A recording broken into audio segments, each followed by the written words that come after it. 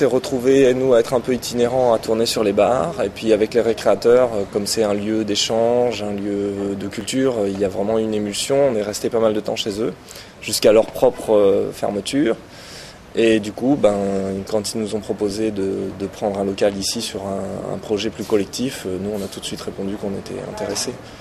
Parce que nous, en multimédia, donc en réalisation de films, c'est sûr que, disons, quand on fait de la vidéo, on touche un peu à tous les médias. Donc être dans un endroit où il va y avoir des artistes, des plasticiens, des musiciens, des gens qui sont dans la création, c'est d'autant plus intéressant puisque ça va enrichir les courts-métrages et augmenter le nombre d'échanges. Nos créations, c'est quoi ? Écoutez, on est 8 filles, 8 femmes, qui avant tout 8 univers différents.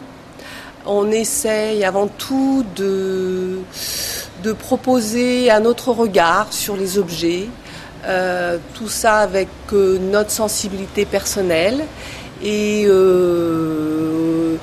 tous les matériaux peuvent être utilisés. C'est vrai qu'il y a une bonne partie ça peut être de la récupération, de la chambre à air. Il y a les sacs de Magali qui sont quand même assez connus maintenant sur l'île, qui sont faits à partir de chambres à air. Il y a des bijoux qui peuvent être faits avec de la récup, de verre ramassés sur la plage, avec des galets, ça peut être de l'aluminium qui est récupéré dans les usines où on fabrique le profilage, les fenêtres, etc. Ça peut être le cuivre. Moi, en l'occurrence, je travaille le cuivre patiné au feu. Il y a tout un tas de choses. Ça peut être de la bâche qui va être teintée. Bref, on essaye au maximum de personnaliser nos bijoux, nos objets.